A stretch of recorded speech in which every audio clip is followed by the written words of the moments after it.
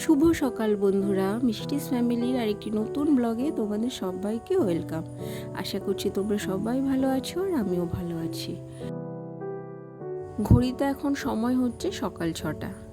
আজকে ছেলের স্কুল আছে, তাই এত তাড়াতাড়ি ঘুম থেকে উঠেছি।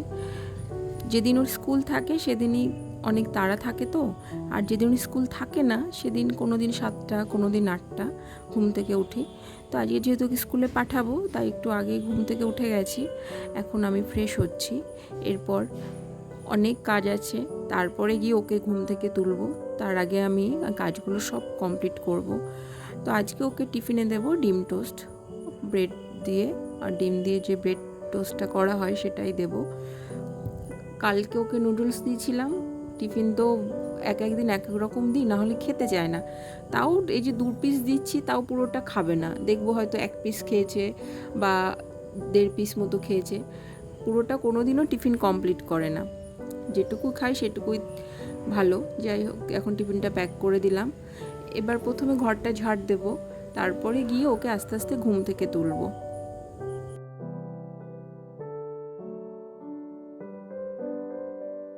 নিজে মা হওয়ার পর বুঝতে পারি যে মায়েদের কত দায়িত্ব, কত কর্তব্য।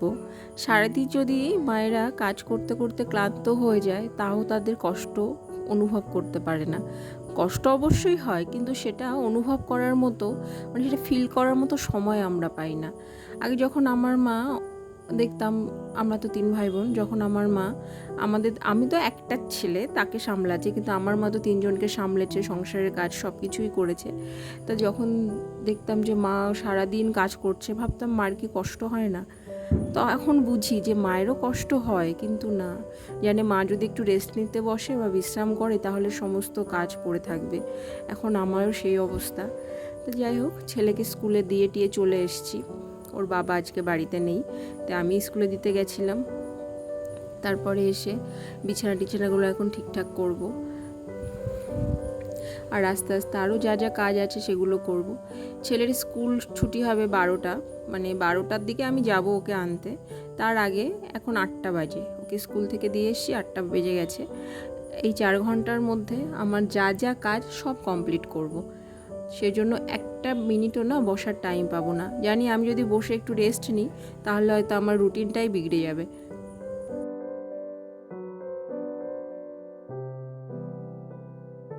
একা হাতে সব কিছু সামলাতে গেলে না এতটা কষ্ট তো হবেই। সংসারের কাজ, বাচ্চা সামলানো, সব কিছু তো একা হাতেই সামলাতে হয়। শাশুড়ি মা আছেন, উনি হেল্প করেন, কিন্তু উনিও একটা জব করেন, তো ওই জন্য অতটা সময় দিতে পারেন না। যতটা পারেন উনি হেল্প করেন, উনি আছেন বলেই তাও কাজটা একটু সহজ হয়। সংসারে সবাই যদি একে অপরে হেল্প করি তাহলে তো অতটা কষ্ট হয় না, না। তাও বেশিরভাগ কাজটা তো আমারই করতে হয়। এই সমস্ত কাজগুলো যেগুলো, এগুলো তো আর আমার শাশুড়ি মা করতে পারবেন না। আর উনি এখন, ওনারও মর্নিং স্কুল, উনি স্কুলে চলে গেছেন। তো এখন আমি আমার বেডরুমটা তো আগেই ঝাড় দিয়েছিলাম, এখন আমার অন্য রুম যেগুলো সেগুলো এখন ঝাড় দিয়ে দেবো।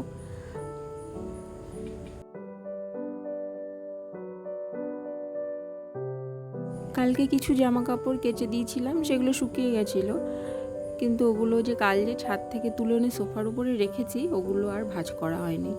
তাই এখন ঘরটা ঝাড় দিয়ে ভাবলাম এগুলো আগে ভাঁজ করি, তারপরে রান্নার কাজ আছে, আরও অনেক কাজ। হয়তো এখন শুধু বলছি রান্নার কাজ, কিন্তু দেখতে দেখতে দেখবো কত কাজ যে বেরোবে। একটা কাজ করতে যায় তখন মাথায় আসে না এই কাজটাও তো বাকি আছে। তো ওই জামা কাপড়গুলো এখন ভাঁজ করে রাখছি।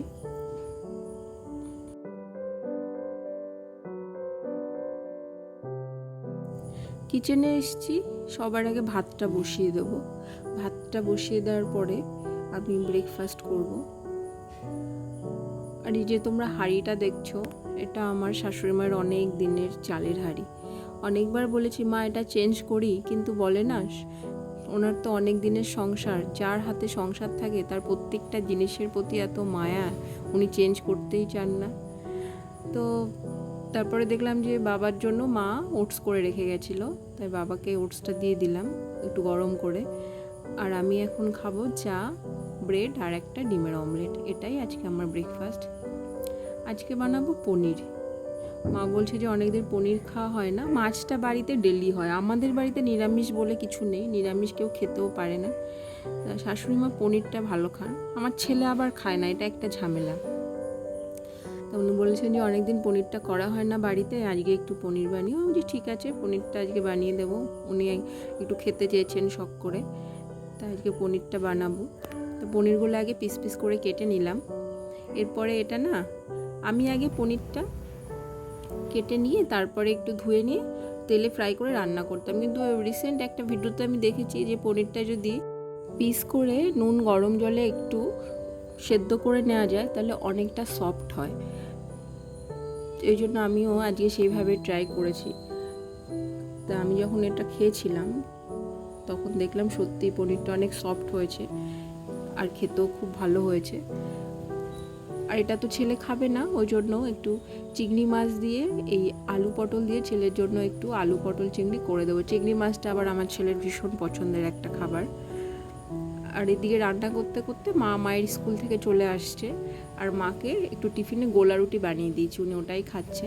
মানে দেখো, বাড়িতে 3-4জন মানুষ, কিন্তু প্রত্যেকের জন্য ব্রেকফাস্টে আলাদা আলাদা জিনিস। আসলে সবাই একই রকম জিনিস খেতে চায় না। বাবার জন্য ব্রেকফাস্টটা মানে ব্রেকফাস্টে বাবা যে টিফিনটা করে সেটা মা বানিয়ে রেখে যায়, সকালে মা 8টায় বেরিয়ে যায়, তার আগে বানিয়ে রেখে যায়। তারপরে কাজগুলো সব আমিই করি। আর আমার হাজব্যান্ডের এক কালিগ এই যে আখের গুড় দেখছো, অনেকটা গুড় দিয়েছিল, তাদের নিজস্ব, তারা নিজেদের আখের ক্ষেত আছে, এই গুড়টা তাদের নিজস্ব তৈরি হয়। তাই ওই গুড়টা আমি এইভাবে রেখে দিচ্ছি। এইভাবে গুড়টা যদি ফ্রিজে রেখে দিই না, অনেক দিন থাকবে। তো আমার হাজব্যান্ড এনেছিল গুড়টা, এনেছে প্রায় 1 সপ্তাহ আগে, কিন্তু সেভাবেই পড়েছিল। তাই বললাম না, গুড়টা এবার দেখি প্লাস্টিকের ওই ডিব্বা থেকে বের করে ভালোভাবেই রাখতে হবে। আর এই ছেলে এখনও তো দুধ টুধ কিছুই খায় না বোতলে, কিন্তু যখন জল খায় বা কোনো রকম ফলের রস খায় তখন বোতলগুলো ইউজ করা হয়। ওই জন্য ভাবলাম যে বোতলগুলো অনেক দিন বয়েল করা হয় না। যখনও দুধ খেত তখন প্রতিদিন বয়েল করতাম, কিন্তু এখন হয়তো মাসে 2-3 বার বয়েল করি। তাই বোতলগুলো প্রায় 2 সপ্তাহ হলো বয়েল করা হয়নি, তাহলে আজকে বোতলগুলো একটু বয়েল করে দিই। তা আমার কাজ সব কমপ্লিট কিচেনের। এখন ভালো করে গ্যাস ওভেন টোভেন মুছে নেব, আর এই টাইলসগুলো একটু মুছে নেব। এটার কাজ তো ডেলিই থাকে, এগুলো করলে তো একটু পরিষ্কার পরিচ্ছন্ন কিচেন থাকে, নিজেরও রান্না করতে ভাল লাগে। আর এতগুলো বাসন ধুয়েছি, তারপরে রান্না করতে করতে না দেখো কত বাসন হয়েছে। আর রান্না করার পরেই যদি বা রান্না করতে করতে এগুলো করে নিই, পরে রান্নাঘরের চাপ কিছুটা কম থাকে। তারপর চলে এসে 10 মিনিট মতো রেস্ট নিয়েছি, আর এখন রেডি হচ্ছি। 12টা প্রায় বেজে গেছে, ছেলেকে আনতে যাব। সেই সকাল 6টা থেকে 12টা পর্যন্ত মানে রুটিনের মতো চলেই যাচ্ছে, একটার পর একটা কাজ। কিন্তু সত্যি বলছি, অতটা ক্লান্তিও হয়নি। আসলে সব কিছু মনের ব্যাপার। মন থেকে যদি আমরা সব কিছু করি, মন দিয়ে করি, যে আর নিজের লোকেদের জন্য করি, তখন দেখবে অতটা পরিশ্রম লাগে না, অত ক্লান্তিও লাগে না। আর এখানে তো সব আমার আপনজন, আমার কাছের লোকজন, আর সব থেকে বড় কথা আমার সন্তান। তার থেকে আপন তো আমার কাছে এখন আর পৃথিবীতে কেউ নেই না। ওকে স্কুল থেকে নিয়ে এসেছি, আর এই গরমে যতটা পারি ওর জন্য লেবুর রস মানে মৌসুমির জুস, ডাবের জল, এই সমস্ত জিনিস ওকে খেতে দিও যখন স্কুল থেকে আসে। তা স্কুল থেকে আসার পরে এই ডাবের জলটা আমি আগেই রেডি করে বোতলে ভরে রেখে গেছিলাম, ওকে দিয়েছি খেতে। এরপর ওকে স্নান করিয়ে দিয়েছি, এখনও একটু রেস্ট করবে আর আমি স্নান করব। তারপরে দেখলাম যে না, মা কিছুটা তরমুজ কেটেছে বাড়ি আসার পরে, তা বললো কিছুটা তুমি খাও আর কিছুটা ছেলেকেও খাইয়ে দাও। তা এখন দুজনে মিলে খাবো। গরমের দিনে যতই সমস্ত জিনিস খাওয়া যাবে দেখবে শরীরটা ঠান্ডা থাকে।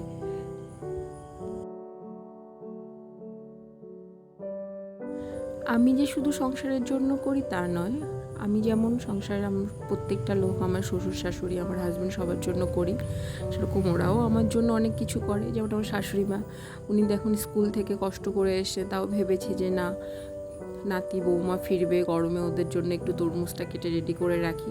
যে এইটুকু সহযোগিতা, ভালোবাসা, এগুলো যদি পাই তাহলে তো খুবই সহজ হয়ে যায় না জীবনটা কাটানো। ভাবছিলাম যে স্নান করব, কিন্তু ভাবলাম যে না, তার আগে বেসিনের পাশে দেখলাম না মাকড়সার জাল জমেছে। মাকড়সার এই জালগুলো না কি বলবো, সপ্তাহে যদি তুমি 2-3 দিনও ওটা মাকড়সার জালটা ভেঙে দাও, দেখবে আবার সেটা 2 দিন পরে আবার হয়ে গেছে। জামা কাপড় কাচা, এটা তো আমার প্রতিদিনকার রুটিনের মধ্যেই পড়ে। দেখলাম যে 2টো বেড কভার একটু কাচতে হবে, নোংরা হয়েছে, তা সেগুলো আজকে কেচে দিয়েছি। তারপরে স্নান টান করে এখন ছাদে চলে এসেছি। এখন বাজে প্রায় 1:30 মতো। আর গরমের দিন, কেমন বিচ্ছিরি একটা গরম, তার মধ্যে এত রোদের তাপ, ছাদে তো পা রাখা যাচ্ছে না। কিন্তু ছাদে না আসলে উপায় নেই, জামা কাপড়গুলো যেগুলো আছে বা বেড কভার এগুলো তো শুকোতে হবে, সেজন্য একটা ভালো রোদের তাপ দরকার। তাই ছাদে এসেছি, কষ্ট হচ্ছিল খুব। এরপর নিচে চলে যাব, নিচে যাওয়ার পর ছেলেকে খাওয়াবো আর নিজেও খাবো, তারপরে গিয়ে রেস্ট। তো বন্ধুরা চলো, আমার আজকের ভিডিওটা আমি তোমাদের সঙ্গে এই পর্যন্তই শেয়ার করলাম। আমি প্রতিদিন যা যা করি সেটাই তোমাদের সঙ্গে আমি আমার ভিডিওর মাধ্যমে শেয়ার করি। তো তোমাদের যদি ভালো লাগে তোমরা কমেন্টের মাধ্যমে জানাবে, আর যদি কোনো কিছু তোমাদের খারাপ লাগে বা কোনো কিছু, সেটাও জানাতে পারো। তো চলো, তোমরা সবাই ভালো থেকো, সুস্থ থেকো, সবাইকে এখানে টাটা জানাই।